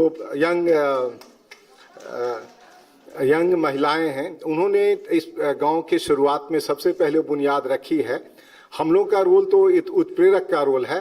वो महिलाएं, यंग युवतियां आपके सामने हैं और बहुत जल्दी हम लोग इनके माध्यम से 2 काम शुरू करने जा रहे हैं। एक कि जो क्राफ्ट है बिहार का, जो आमतौर पर मधुबनी क्राफ्ट कहा जाता है और मगध के इलाके क्राफ्ट है, वो मिलाकर एक कई तरह के, अगर बाजार की भाषा में कहें कि प्रोडक्ट का निर्माण इनके माध्यम से हो और एक ऐसी जीवन स्थिति इनकी बन सके और इस गांव में एक आदर्श स्थिति बन सके जिससे जो बुद्धि सर्किट का ब्रॉडली आप कहें कि जो मार्केट है, नेटवर्क है, उससे जोड़ करके और जो लाइवलीहुड की एक सस्टेनेबिलिटी हम बना सकें। और इसके पीछे जो प्रेरणा है मैंने आप बताया, और इसके पीछे एक जो काम है 2 दशक में हम गया जिला में मुसहर जाति के बीच में लगातार रहा है, ये दोनों एक जमीन दी, उसी से इस कदम में हम लोग आगे बढ़े। मैं चाहूँगा कि एक करके महिलाएं अपना नाम का परिचय दें। एक बात और कि इस काम को बढ़ाने में शुरुआत में बहुत ही आदर और श्रद्धा के साथ जो कल की एक महत्वपूर्ण वक्ता भी हैं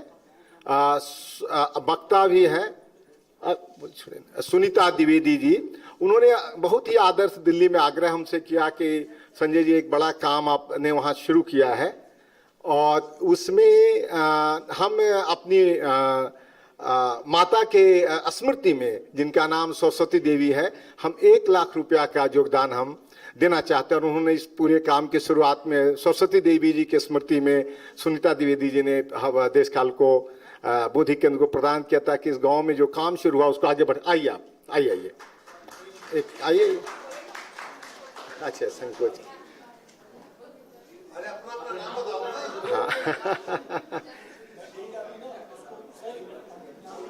हाँ, कर देते हैं। नाम और गांव बता दीजिए। Hello hello hello. आगे चलो।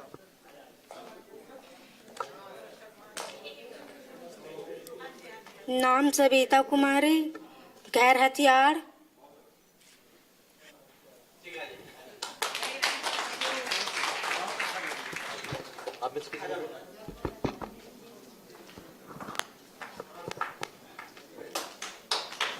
सभी को मेरा नमस्कार। मेरा नाम है चांदनी कुमारी, मैं हथियार से आया हूँ। इस कार्यक्रम में जुड़ रहने के लिए संजीव भैया बताए थे इस मेरे गांव में आके बैग सिलाई करने के लिए, कढ़ाई करने के लिए। धन्यवाद।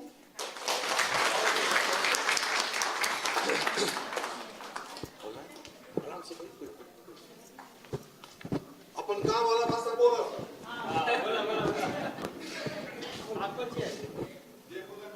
मेरा नाम आशा कुमारी, अली भट्ट तू हथियार। संजीव जी हम लोग के गांव में आए, विचार करें कि हम बैग के बताने हम आए हैं, शुरू करने जा रहे हैं। आगे जाकर हम आगे देख लीजिए कि विश्वास है कि नहीं। तो हम लोग आए हैं हथियार से, 5 ग्रुप देखने आए हैं कि हम लोग के चालू करने वाले हैं कि नहीं, कि विश्वास हम नहीं कर रहे थे कि संजीव सर बताएंगे।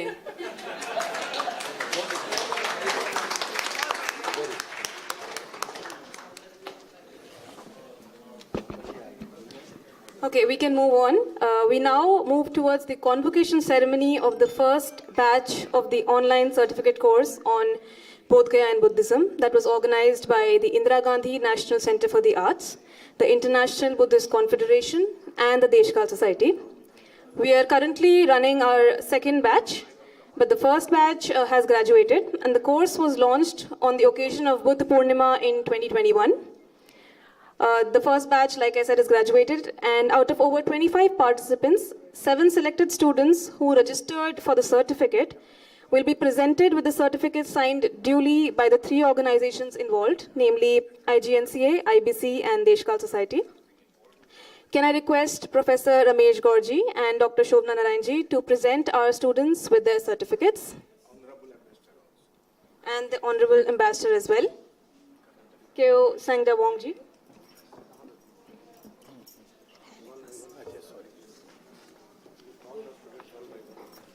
We have 2 students joining us online as well. Kindly share their screens.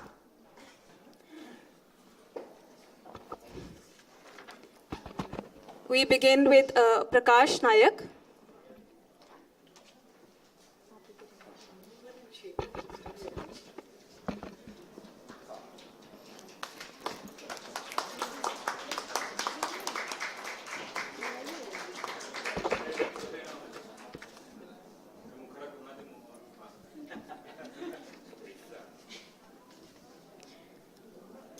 Next is Khanjan Purohit.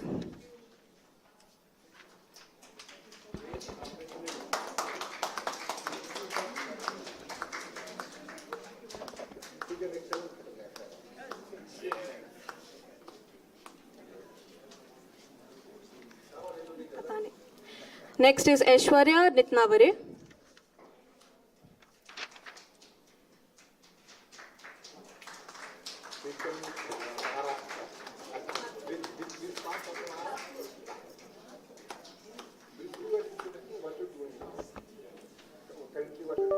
I am a dentist by profession and I am currently preparing for the civil service.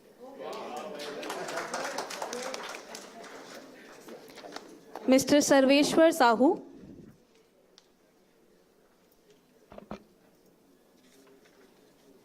All are connected with online, so broadly I have idea, but briefly I don't know what we are doing. Yes. He's coming from Odisha. Which part will you have to do? Which district? Anbur district.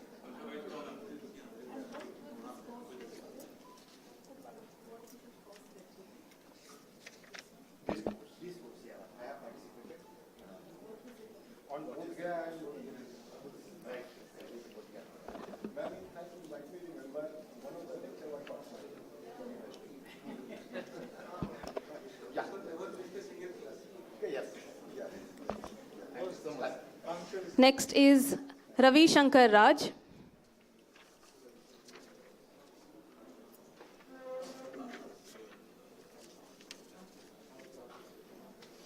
Many times I show you photographs, but that time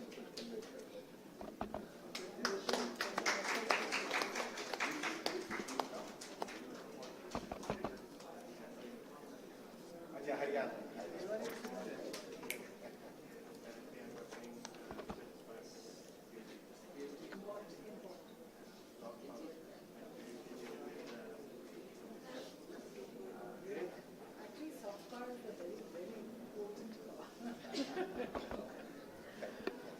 Ashutosh Mishra.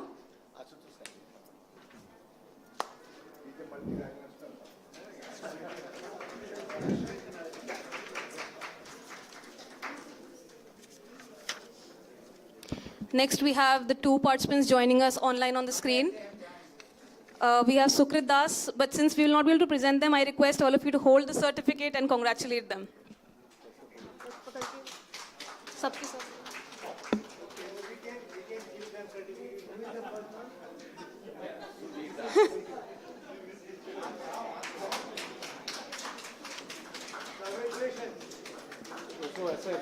And last but not the least, we have Yoko Kitaguchi joining us from Japan. From Japan. He's been regular all the time. We are getting two certificates. The earlier one also I said.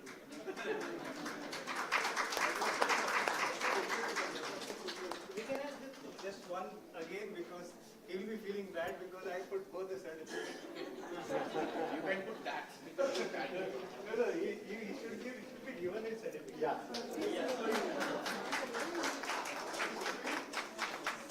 Congratulations.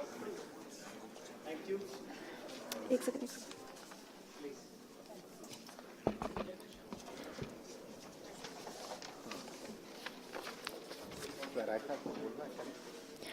Thank you to all our dignitaries. We now move to the crucial part.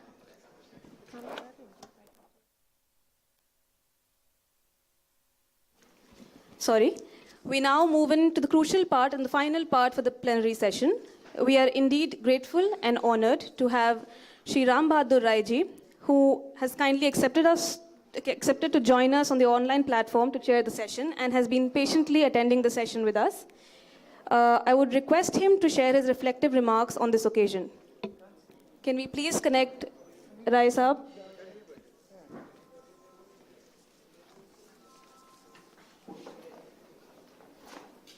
Please bear with us for the technical glitch.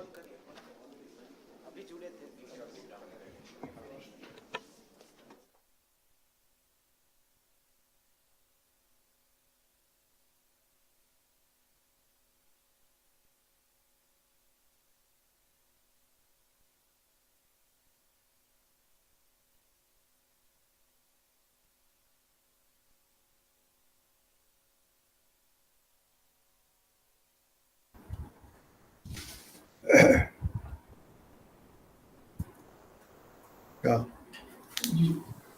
ये बुलाओ हाँ अच्छा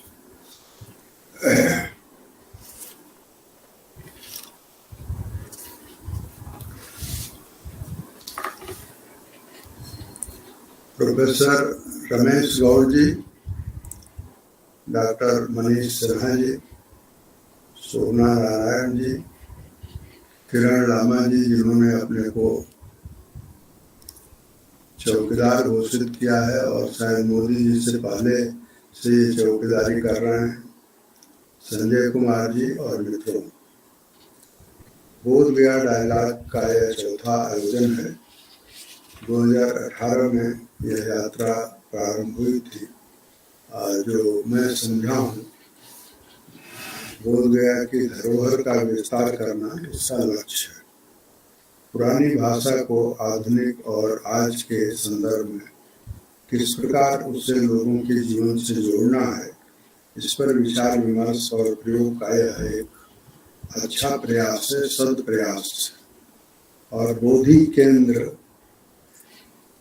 जिसे संजय जी ने आदर्श गांव की संज्ञा दी है या बोधि केंद्र की संज्ञा दी है, वह इस प्रयोग का एक नया आयाम हमारे सामने प्रस्तुत करता है।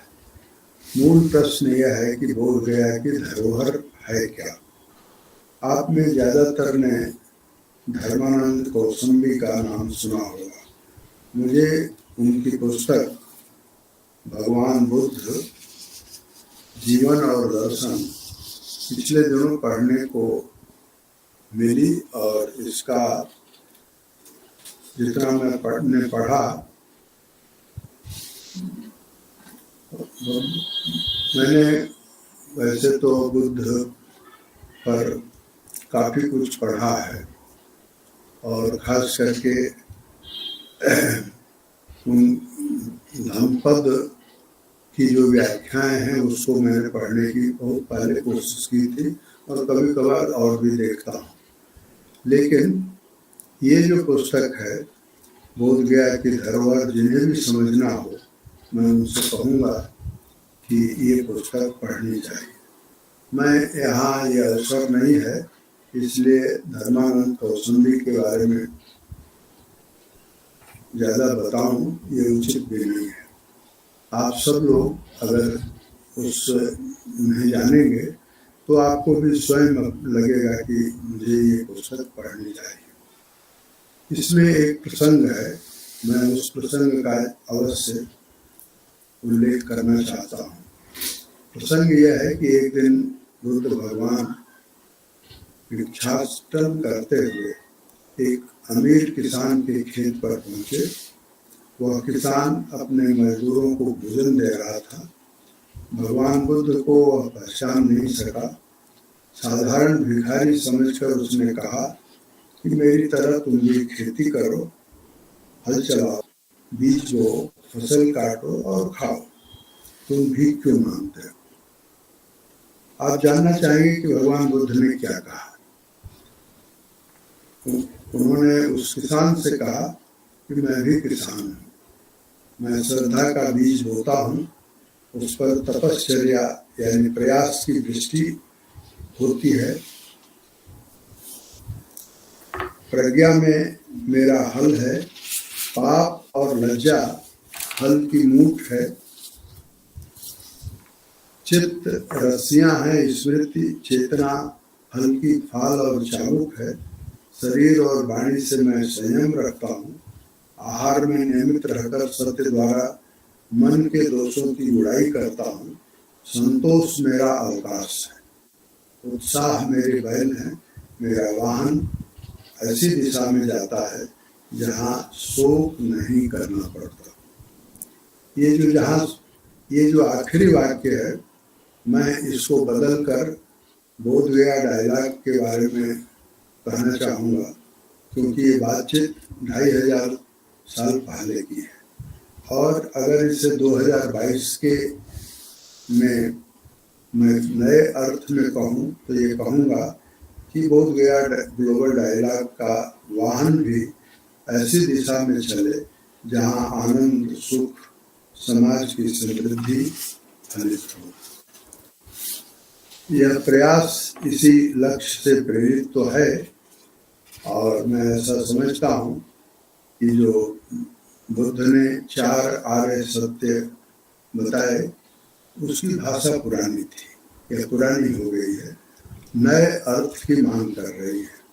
और इस संवाद से संभव है कि उस नए अर्थ को हम लोग बुझ सकें, समाज का यथार्थ और समाज के उन लोगों के अस्तित्व की रक्षा जिनकी का प्रतिनिधित्व ये युवतियां मंच पर आकर कर रही थी। और मेरा ख्याल है कि उनको इससे विश्वास पैदा होगा उनके मन में। एक घटना 2002 की है।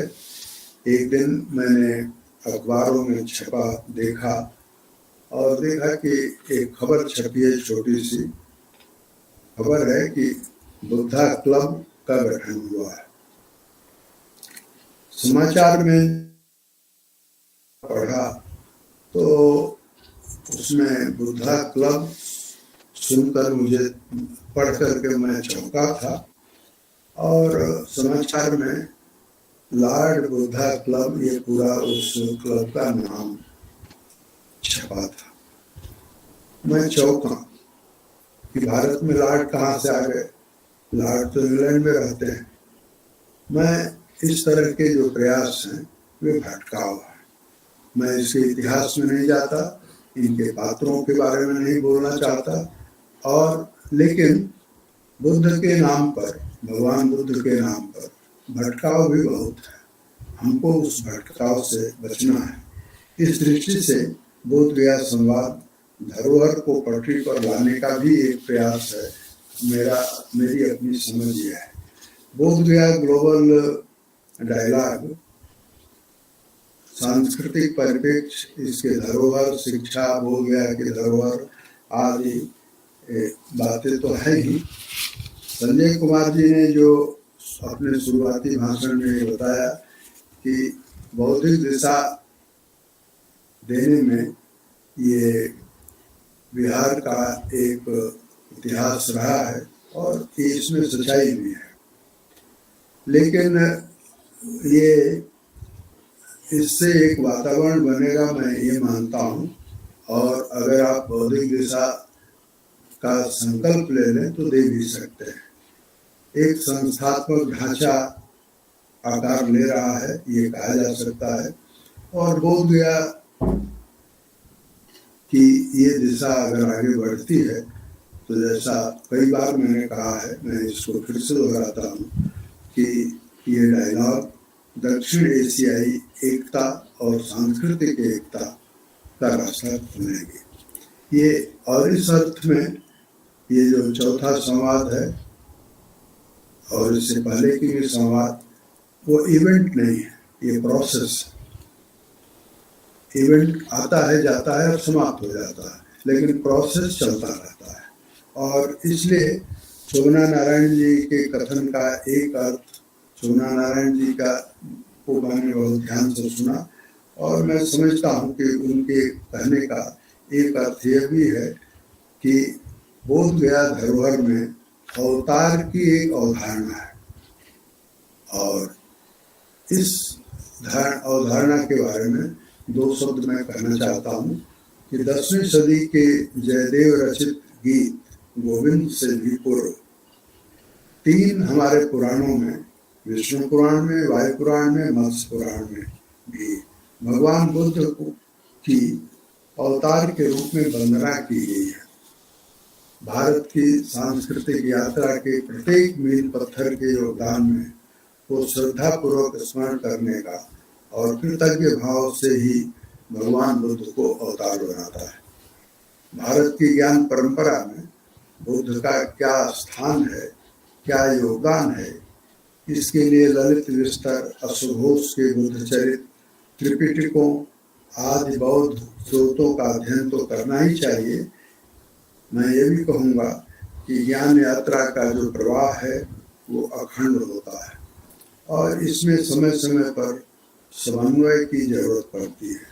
ये जो समय है 2022 का, वह भी समन्वय का समय है और ये संवाद भी समन्वय की कड़ी में ही इसको देखा जाना चाहिए। मैं यहाँ यह भी कहना चाहता हूँ कि हमें थोड़ा सावधान रहने की भी जरूरत है। खास करके हमें उन इतिहासकारों से सावधान रहने की जरूरत है जो बौद्ध, वैदिक और हिंदू जो धाराएं हैं उसको एक दूसरे से लड़ाने की या एक दूसरे को प्रतिस्पर्धी बनाने की कोशिश की जाती रही है, कि आज भी की जा रही है और भविष्य में भी की जाएगी। लेकिन अगर हम सचेत रहेंगे और हम समन्वय पर अपना फोकस रखेंगे तो इस तरह की जो विकृतियां हैं उनसे लड़ भी सकते हैं, उनको पराजित भी कर सकते हैं और उनकी मंशा को हम विफल भी कर सकते हैं। मैं ये कहूँगा कि भगवान बुद्ध एक महाविभूति हैं और ऐसी महाविभूति जो पूरी दुनिया को, खास तौर पर दक्षिण एशिया को, देश की सीमाओं से परे एक सांस्कृतिक धारा में पिरोते हैं। और भगवान बुद्ध ने दरअसल मनुष्य पर ज्यादा ध्यान दिया है और मनुष्य शब्द में ही अगर उसका हम ठीक से अर्थ समझें तो मनुष्य वह है जो मनन करता है। मनुष्यता, भगवान बुद्ध ने मनन से ही जो चेतना पैदा की वो मनुष्यता है और वह हमें एक दूसरे से जोड़ती है। लेकिन यह भी हमें जानना चाहिए कि जिसकी ओर मनीष सिन्हा ने थोड़ा संकेत किया, मैं उसे विस्तार से बताऊं उसका ये अवसर नहीं है, लेकिन कुछ बातें मैं जरूर कहना चाहता हूं कि भारत की सनातन परंपरा में गया तीर्थ का महत्व अनादिकाल से है और यहीं पर समन्वय की जरूरत है। उस परंपरा का प्रत्येक अनुयायी गया में श्राद्ध करके अपने पूर्वजों का तर्पण करता है और श्राद्ध मुक्ति पा जाता है। इसे बुद्ध की साधना स्थली होने से इसका संदेश और महत्व बढ़ जाता है। तो सनातन धर्म और बौद्ध का जो समन्वय है वही भारत की धार्मिक, आध्यात्मिक और सांस्कृतिक यात्रा को नया अर्थ दे सकेगा और मैं उम्मीद करता हूँ कि यह संवाद उसी दिशा को में एक कदम है और इसकी मंजिल दूर है, लेकिन अगर हम चलते रहेंगे तो एक दिन ऐसा आएगा जब हम मंजिल पर भी पहुँचेंगे। मैं यहाँ आप सबका आभारी हूँ, आपने मुझे बुलाया और बोलने का अवसर दिया। मैं वहाँ बोध गया आकर के बोलता, ऐसा मेरा स्वास्थ्य है नहीं। मैं आप सब लोगों का आभारी हूँ।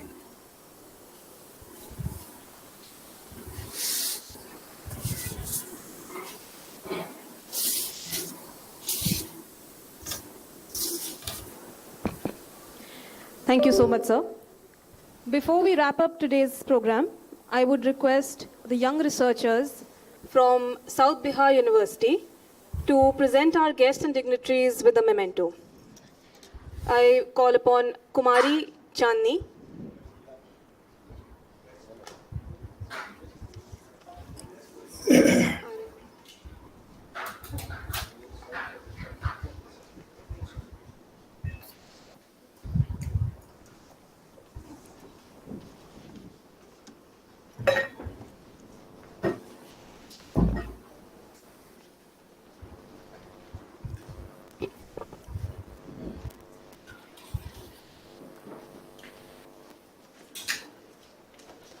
Now that the guests are on the dais, I repeat, I call upon Kumari Chandni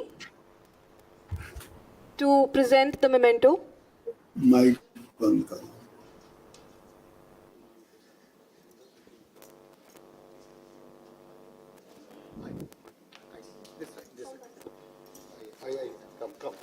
Please come. To Shri Kiran Lamaji, Suchandrika Hazra,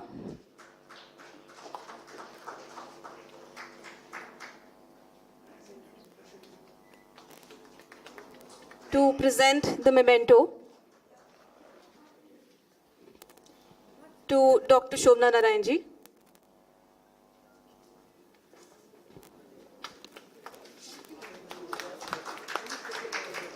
Pratibha Lakshmi, to present the memento to Professor Ramesh Chandra Gaurji.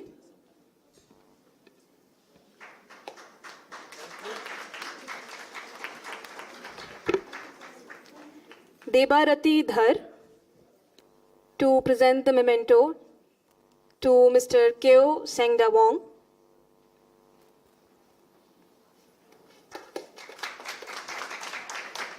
And Juhi Ray, to present the memento to Dr. Manish Sinha ji.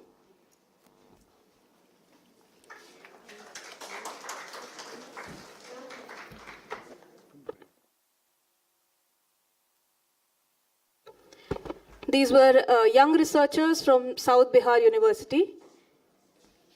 And moving on, I would request, finally, Mr. Jai Prakash ji, Program Director, Deshkal Society, to give a brief vote of thanks.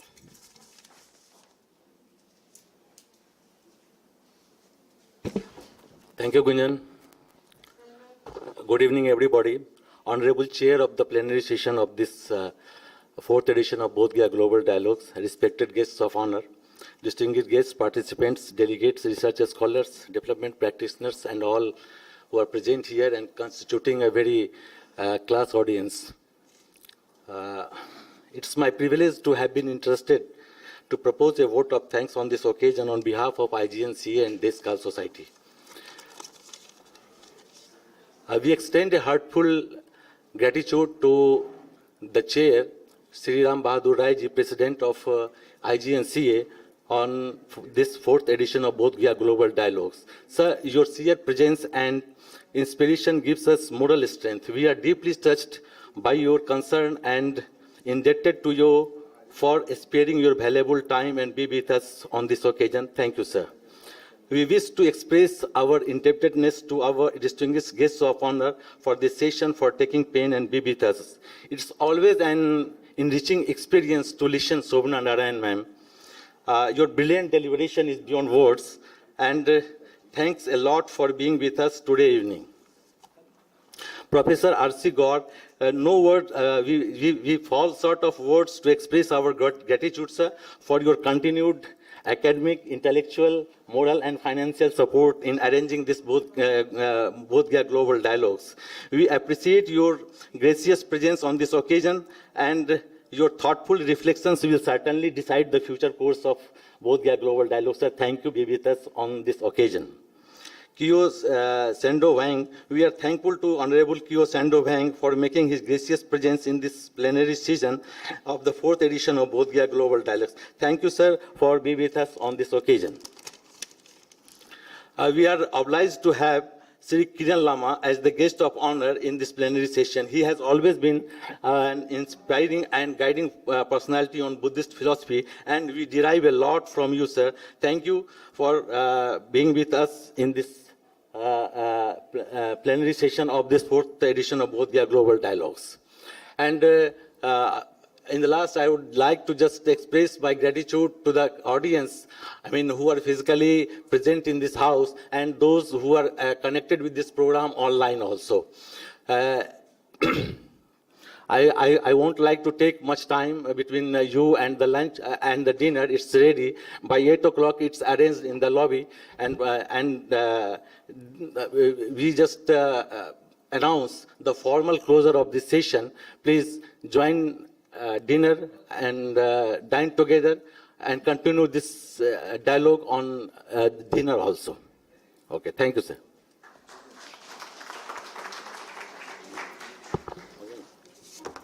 Thank you, Jayaprakash ji. Before we wrap up, I would just like all of us to briefly know the sessions for tomorrow. We will have lead presentations by Dr. Bhagat Oinam ji, Dr. Ajay Verma ji. We will have a conversation with Dr. Shobna Narayan ji and Ms. Tina Amrit Gill. We will also be having a workshop which will be led by Shri Prakash Nayak ji for the tour guides. Apart from that, we will be also having more presentations by Dr. Manish Sinha ji and Dr. Aviram Sharma, Dr. Dalip Kumar, Dr. Kailash Kumar Mishra. Another session by Ms. Sunita Dwivedi ji, who is a Silk Road traveler, who will be joining us online. And a movie screening by Tina Amrit Gill. Along with that, a cultural evening is also planned tomorrow. So we would look forward to all of you joining us for these sessions tomorrow and day after. The day after session will be shared tomorrow. And good night, and thank you everyone for joining us. And it is indeed our pleasure that all of you have also joined, some of you have also joined online. We thank you so much for joining us. The dinner is now served in the lobby. We request all of you to join us. Thank you and good night, everybody.